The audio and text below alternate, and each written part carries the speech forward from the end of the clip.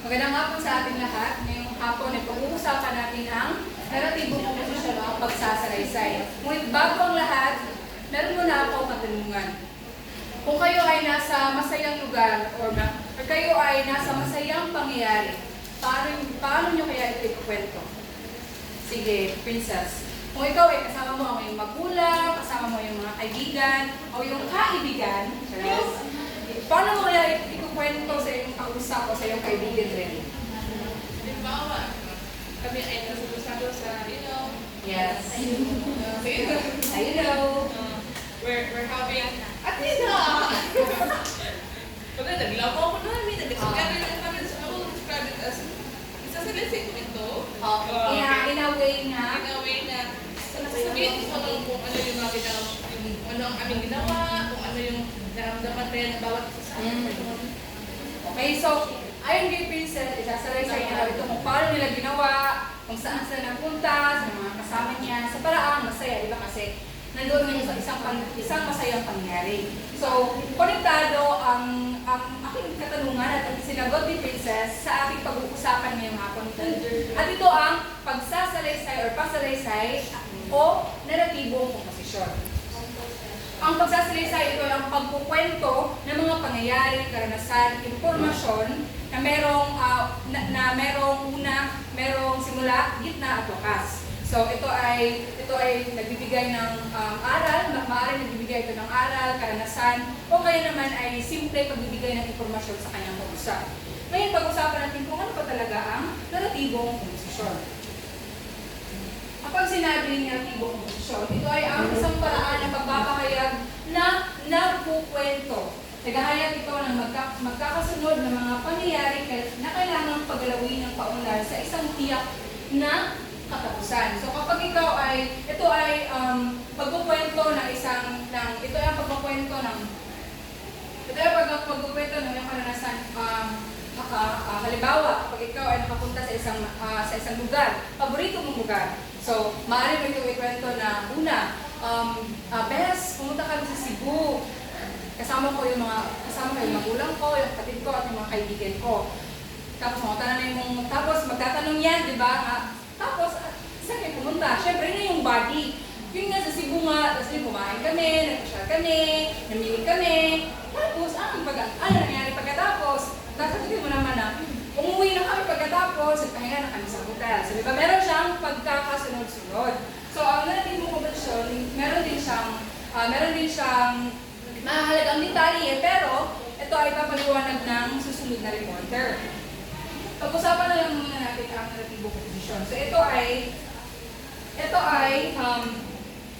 base sa kung ano ang nais iparating ng pinagmulan ng pag-uusap. So, maaaring ang kanyang sabihin ay masayang pangyayari, maaari din namang malungkot, maaari din namang may makukuha ka na aral. So, ang negatibong komposisyon, meron siyang dalawang uri. Pag-usapan natin ang dalawang uri ng negatibong komposisyon. So, ang dalawang uri ng negatibong komposisyon ay ang salaysay na totoo o di-fiction at salaysay na likhang isip o fiction. So, dumago tayo sa salaysay na totoo o di-fiction. Kapag sinabing salaysay na totoo o di-fiction, ito ay ang tunay at tiyak na pangyayari ang ikukwento na sinusuportahan ng katibayan. Nabibilang dito ang autobiography. Kapag sinabi mong autobiography, meron ba kayong idea kung ano ang autobiography at biography? Ano ang kaibahan nila? Meron ba kayong idea kung ano ang dalawa? Okay. Pag sinabi natin autobiography, sinusulat ko ang buhay ko. Ako mismo. Ako ang nagsulat, buhay ko rin ang isusulat ko. Kapag sinabi natin biography o talambuhay, autobiography, kapag sinabi naman natin talambuhay o biography, sinasabi niya, ako ang nagsulat, isinusulat ko ang buhay ni Bianca. Okay? Ako ang author, pero ibang buhay ang sinusulat ko, bali sa buhay niya. So, talarawan. Alam niyo ba kung ano ang talarawan? Diary. Sino man dito ang nakabasa ng I Love You Since 1882? Ako! Okay, di ba? Merong talarawan. Merong talarawan si Carmela or si Carmelita. Di ba? Meron siyang talarawan.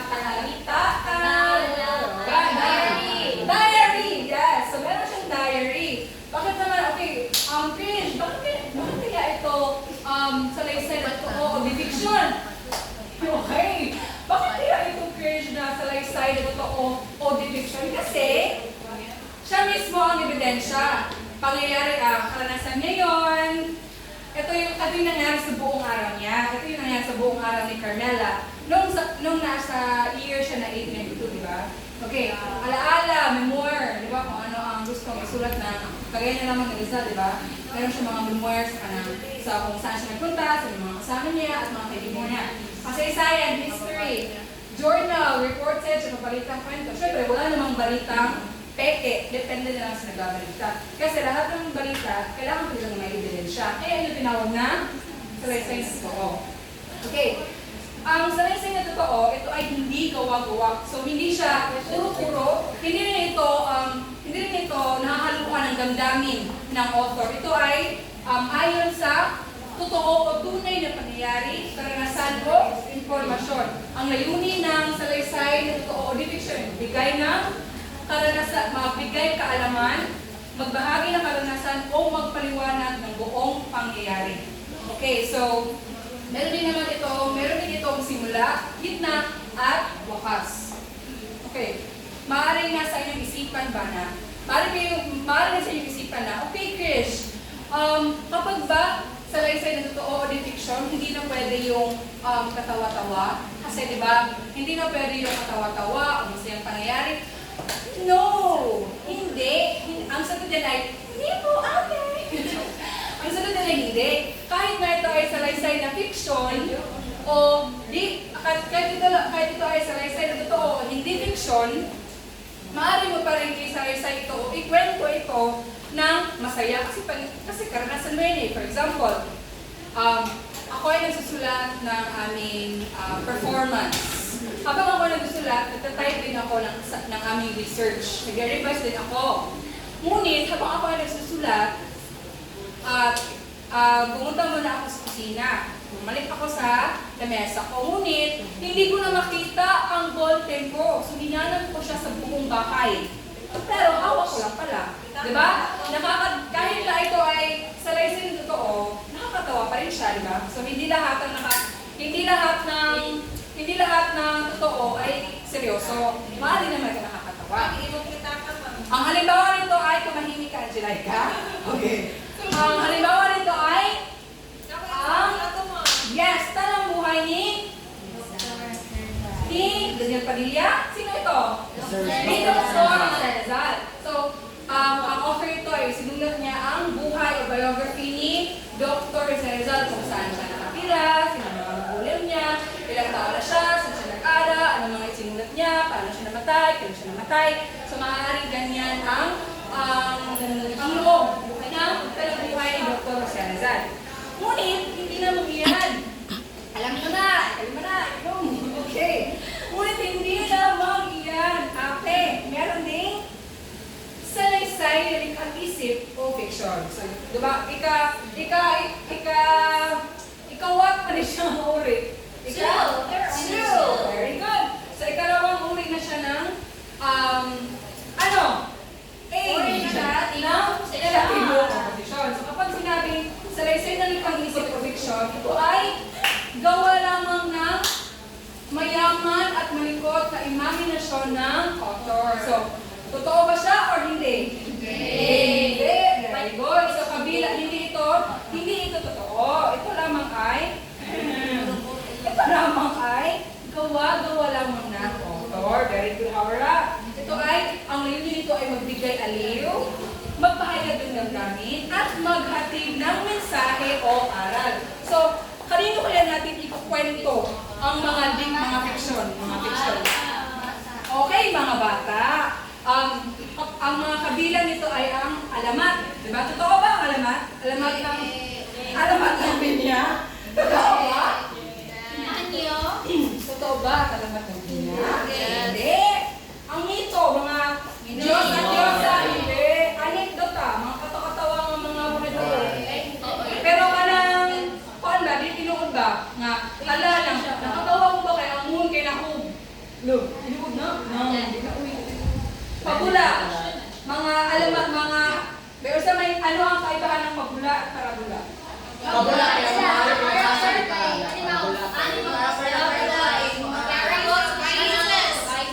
Very good.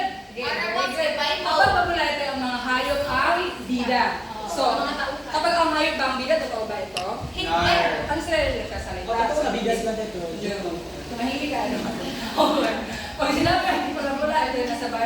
nagbigay ito ng aral. Sino itong familiar sa prodigal son?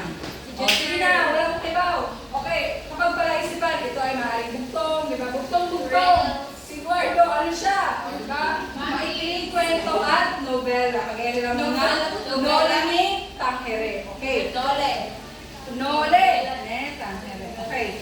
Kagaya nito ay ang alamat ng pinya. Sige, gamitin natin ang halimbawa ni Sarah kanina sa unang reporter. Ang alamat ng pinya ay, di ba, kabilang ito sa likhang isip o fiction. Bakit kaya ito nabibilang? Sa palagay niyo?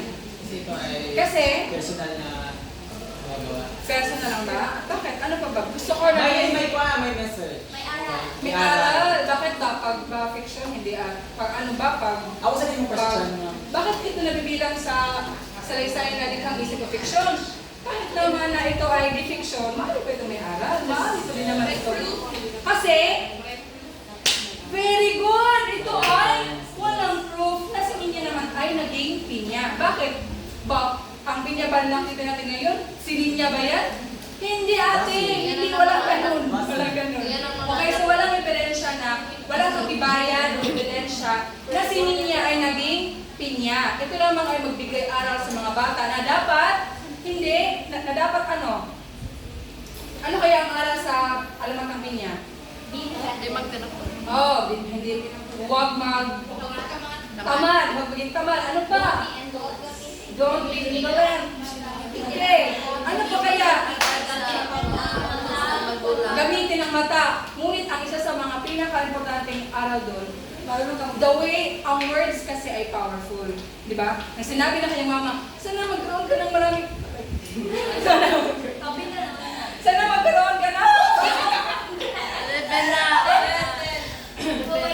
Sana magkaroon ka ng maraming mata para makita mo ang iyong gustong makita. Diba? Kapag sinabi natin na, ang pangit-pangit mo, hindi mo na mabawi yan. Diba? Wala tayo, hindi natin mabawi yan. So words are powerful.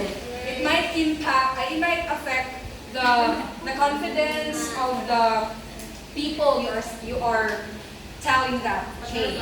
So yun. So ang halimbawa ng salaysay na isip o fiction ay parabola ng banga. So, ang parabola ng banga kasi, ang sabi ng kanya, for example, ako ang banga, ang mama banga, ang baby banga ay si Angelica.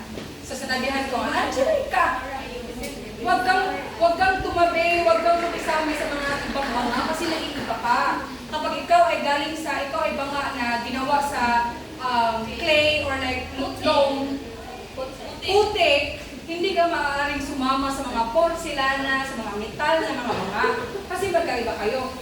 Tapos sinabi ng mga bangat mo, sabi ng baby banga ni Angelica na, ha? Sabi na kanya Angelica, pero parehas naman kami banga. Bakit hindi pa ako maaaring makipagmalubilo sa kanila? Kasi nga, naiiba si Angelica. So yun siya. Isang araw, si Angelica, hindi siya nakinig sa kanyang mama. Sumama siya sa mga banga na made of metal. Here comes the great wave. Great wave. Boom! So, yun na, kuha na. So, ako itong metal na banga, wala siya nausa. Pero ang banga na made of clay na buhak siya. So, ang lesson is, dapat musunod ka sa storya sa imong mama. Okay? Yan, dili pugos o dili should pwede. Wow! Okay. So, ang susunod na talakayin ay ibabahag o ipapaliwanag ng susunod na report. Ay, salamat sa babahag. Kailangan ko siya. 10, 12. Dahil tapos na tayo kung ano ang natibong komposisyon, dadako na naman tayo sa mahahalagang isang papan sa pagsusulat ng isang relatibong komposisyon because you have to create your own relatibong komposisyon. At ang una ay ang tema. Pag-ibas ng mga bata. Ang tema ay ang pangaring kaisipan, paksa, at sangsal na ideya na tumatalakay sa mensahe na isiparating ng mga akda. Ito ang nagsisilbing kaluluwa ng kwento na uugnay sa mga pangyayari, kauwan at katapuan, upang maging malinaw ang pananaw o aral na liliwan sa magbabasa.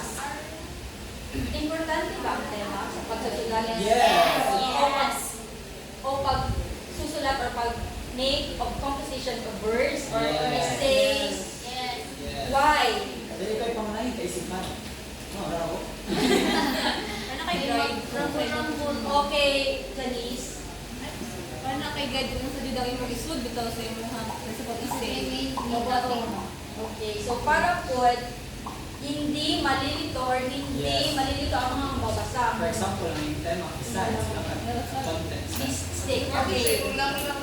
Next, ang tema, pangalawa, ay ang tauhan. Ay basa. Ang tauhan ay tumutukoy sa mga taong hayop o bagay na nagbibigay buhay at gumaganap sa mga pangyayari sa kwento.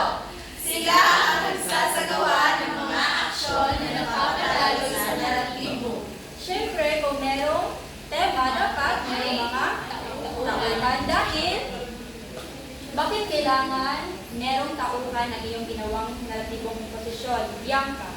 Kasi kung walang tauhan, walang kwento na mangyayari kung walang tauhan. Kasi sino ang gumagawa sa role, di ba? So, kailangan talaga merong tauhan. Sagot na. Next. Kung merong tema, meron ding tauhan. At ang pangatlo ay ang aksyon ay pangyayari. Pakibasa. Ang aksyon o pangyayari ay ang daloy ng mga kilos, karanasan at mga kaganapan na bumubuo sa kwento. Ito ang nagbibigay buhay sa naratibo sa pamamagitan ng pagkakita ng mga kasuguran at wakas ng karanasan, karaniwang paggamit ng karaniwa. Okay. So, dapat kung magsusulat din tayo ng naratibong komposisyon, bakit kailangan merong aksyon o pangyayari? Bea. Kung tayo ay magsusulat ng naratibong komposisyon, at kayo naman talaga ay magsusulat ng naratibong komposisyon para sa aktibidad na ibibigay sa inyong mamaya-maya lang, bakit kailangan merong aksyon o mga pangyayari na napapaloob sa inyong naratibong komposisyon? Bea? Dahil ito ay nagbibigay buhay sa naratibo. Janice? Ano yung sinabi mo kanina? Para magkaroon ng daloy ang iyong kwento. Dapat may pangyayari. Like may tauhan, dapat na sila ba? Iba tayo action. Yes. Yes, Of course, because, thank you Janice, because if there are words, actions it must demonstrate. Yes, perhaps si Janice. Diba? Kung nagsira siya giyaw-yaw niya, wala yung... Pagpuro na siya yaw-yaw, parang na siya, layo siya. Dapat naabot itong mga... Pero we are defecting or base ito sa naratibong komposisyon, di ba? Okay. Next, ang pagkabuan. Ibasa. Ang pagbuhat sa pagsusulat ng isang saysay ay tumutukoy sa lugar at panahon kung saan nagaganap ang mga pangyayari sa kwento. Ito ay isa sa mga mahalagang elemento ng tekstong naratibo na nagbibigay ng konteksto, atmosfera at realidad sa kwento. Realidad. Siyempre, kung merong tauhan, merong tema, merong mga aksyon o pangyayari, dapat merong tagpuan. Bakit kailangan meron ding tagpuan sa naratibong komposisyon? Jessa.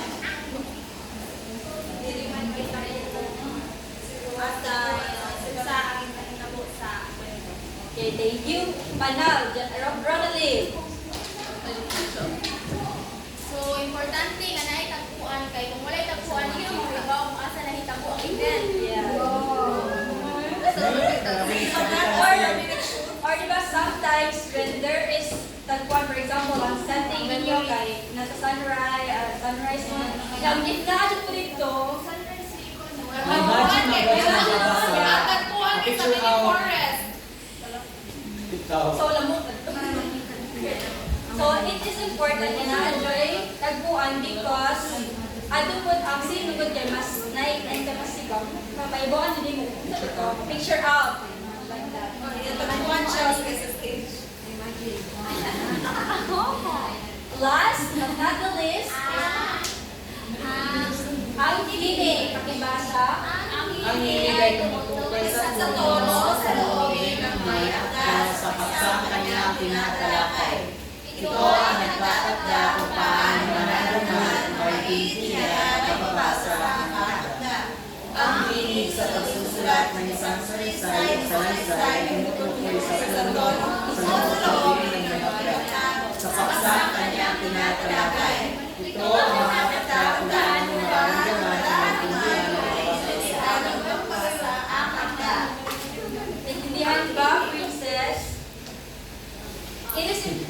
Bakit importante na mayroong himig sa pagbubuo o sa pagbuo ng negatibong komposisyon? Cassie?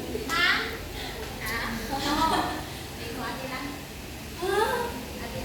Bakit kailangan? Bakit kailangan mayroong himig?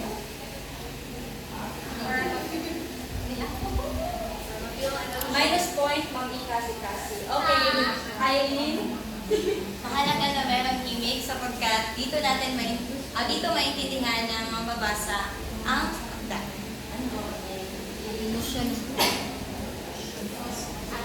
Sa pag-portray ni Janice, if you remember, Concerns of Rain, kung negatibong kondisyon, kung iyang pagdila ka to kay point tono. Dito yan. Sisa Basilio?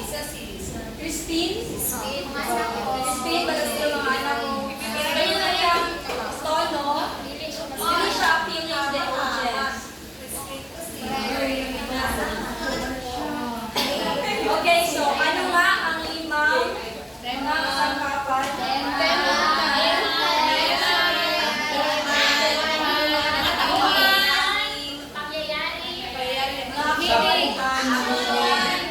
Tagpuan ang nahimig. Naintindihan lang ba? Yes, right. Oh, we have example here. Meron kami mga halimbawa na ibinigay din nila ni Krisha at ating identify natin kung ano ang mga kasangkapan na Tukoy na.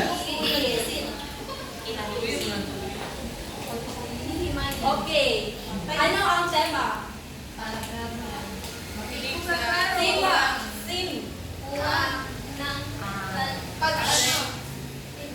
Ano ang kaibahan ng tema at pamagat?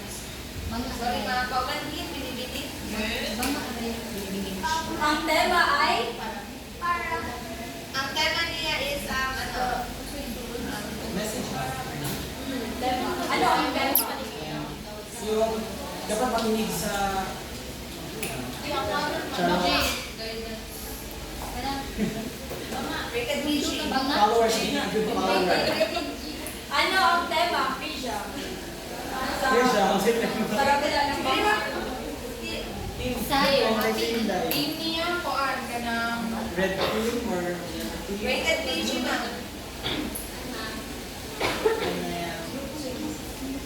last basta na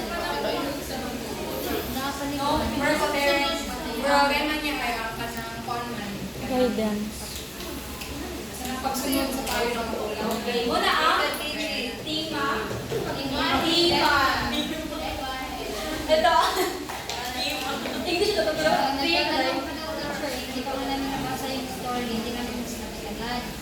Huh?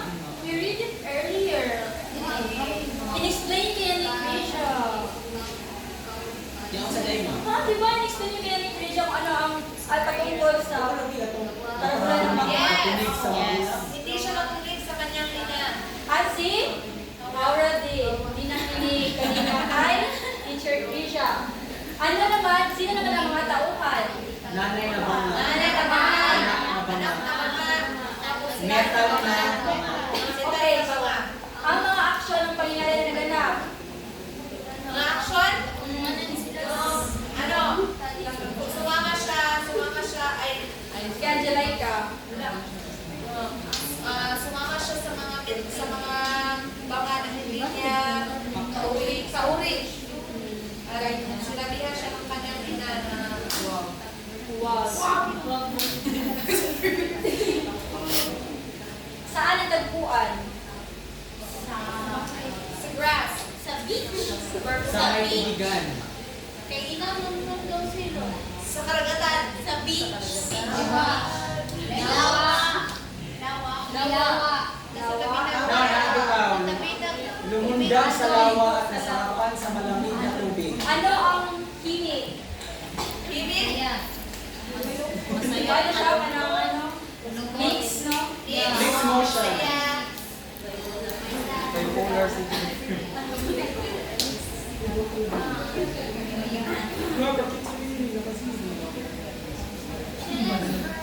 Pagkatapos ng mga kasangkapan sa naratibong kompetisyon, tayo naman ay datako sa Tagalog. Like, next slide. Sunod. Ay, representa ni Jennifer. ay, ngayon ay dadako naman tayo sa mga hakbang sa paggawa ng naratibong komposisyon. Ang una ay pumili ng paksa o topic. Pakibasa. Isipin kung ano ang gusto mong ikwento. Siguraduhin ano ang direksyon ng paksa. Sa pagpili ng paksa, kinakailangan isipin kung ano ang gusto mong ikwento. At sa pagpili rin ng paksa, ito ay base sa iyong karanasan, kagaya halimbawa, unang araw sa eskwela, pag-ibig o pangarap. Maaaring gustong hango sa iyong napanaginipan o iyong narinig. Kasi, kung ikaw ay bibigyan ng pagkakataon na gumawa ng kwento, ano kaya ang paksa na iyong pipili?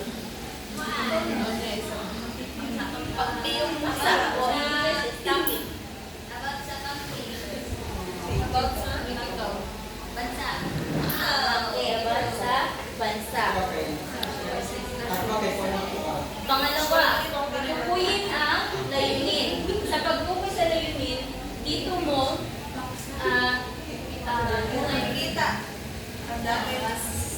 dito mo ilalahad ang mga dahilan kung bakit mo ginawa ang kwento. Ano-ano ang mga dahilan? Example, ito kaya ay gusto mong magbigay aliw o magbigay aral o ipahayag ang iyong nararamdaman. Dito nakabase ang magiging daloy ng kwento. Sheena. Kung ikaw ay nakagawa ng isang kwento, bakit mo ito ginawa? Ano ang iyong sabihin? Ano ang nais mong ipabatid sa iyong mababasa? Para sa akin is, para mag-iwan siya pala story. Kasi man siya sa iyong browser sa kalibot. So, ano nilalaman ako para ma-aware ng mga katagunan,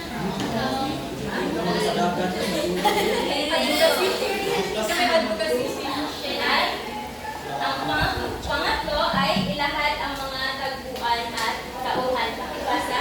Mahalaga ito para mas maintindihan ng magbabasa. So, syempre sa paggawa ng kwento, kinakailangan talagang may tauhan at tagpuan. Sa tagpuan, kinakailangan mong ilahad kung saan at kailan nangyari ang kwento. At sa tauhan naman, kinakailangan mong ilahad din kung sino-sino ang mga tauhan sa iyong kwento o ang karakter sa kwento na iyong isinulat.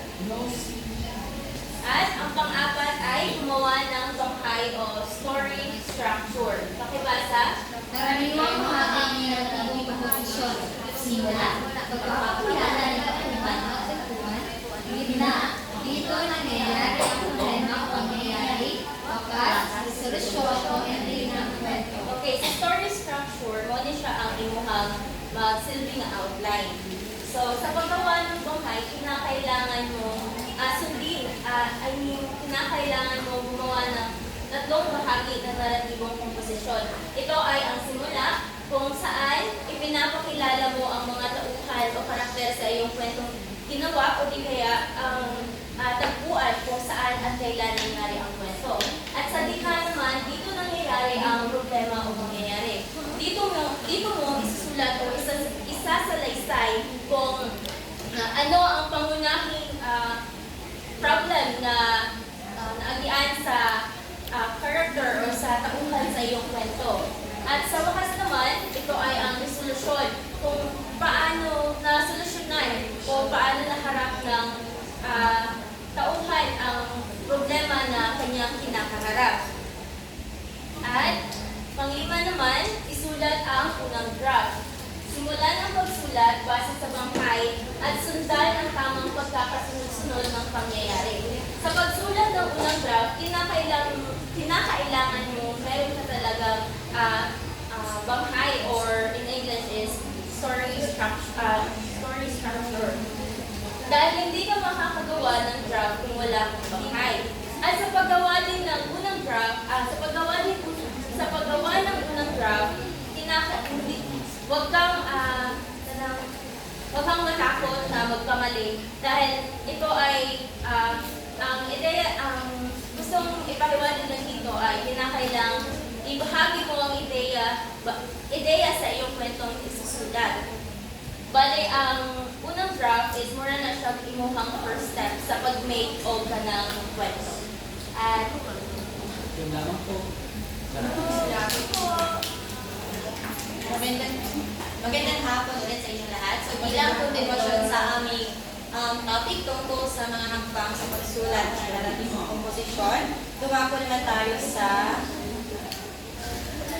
lagyan ng detalye at damdamin. Ito ay mahalaga dahil mas nagiging buhay at interesting ang kwento. Diba? Kapag walang detalye ang isang kwento, ito may boring o hindi? Boring! Kasi paano magiging exciting ang isang kwento kung walang mga detalye, walang damdamin, walang emosyon? Pagkagaya ko sinabi kanina ni Teacher Chelsea, walang imig ba yun?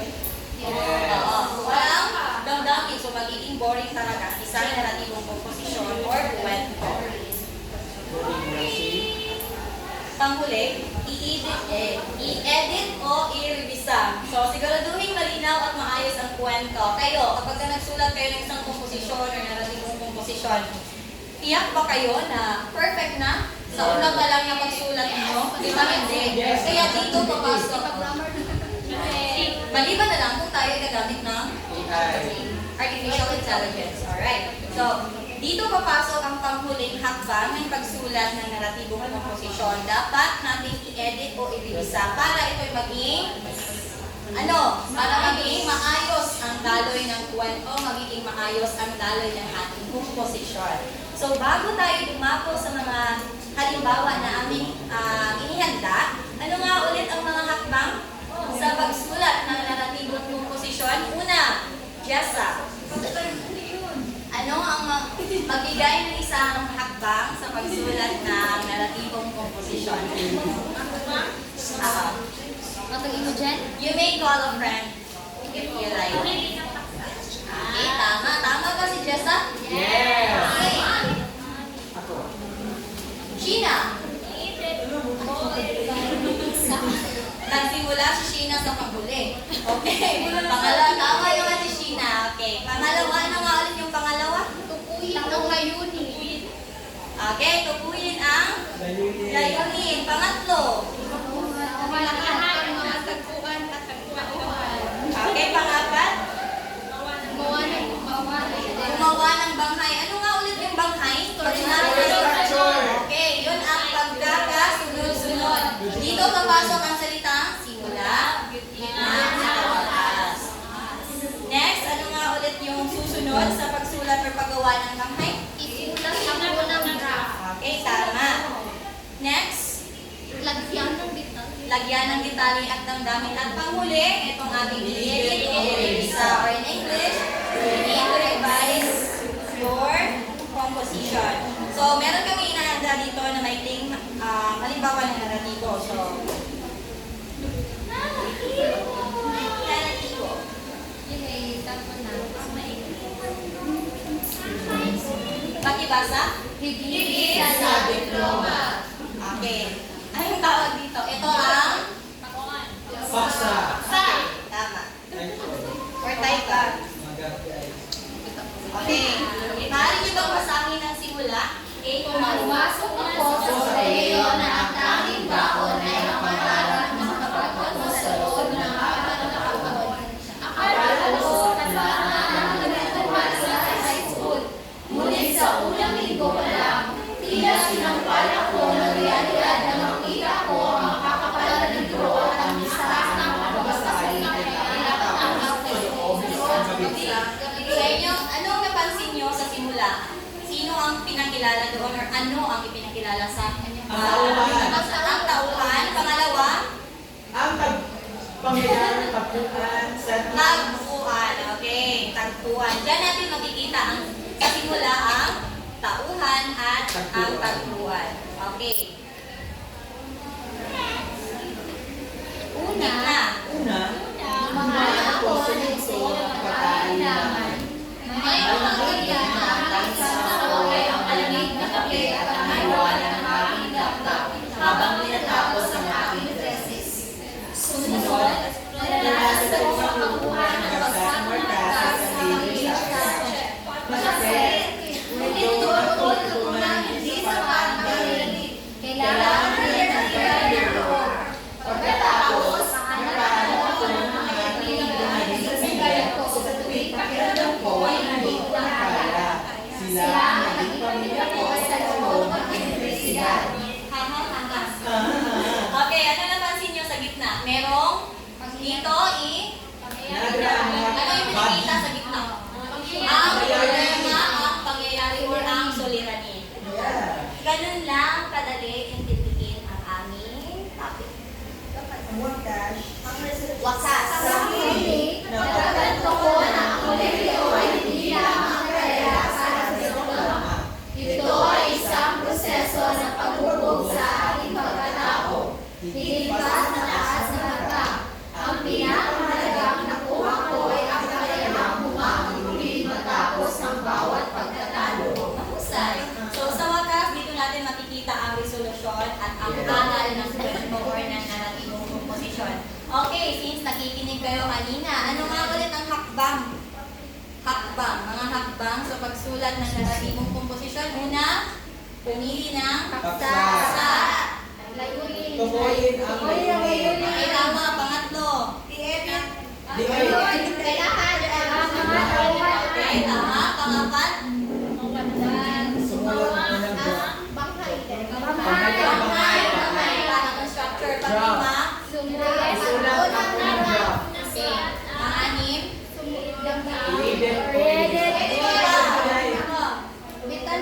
Detalye. Katong mga detalye. Pangpito. Yes. Sabi na ito ka naman. Yes. Okay, maraming salamat sa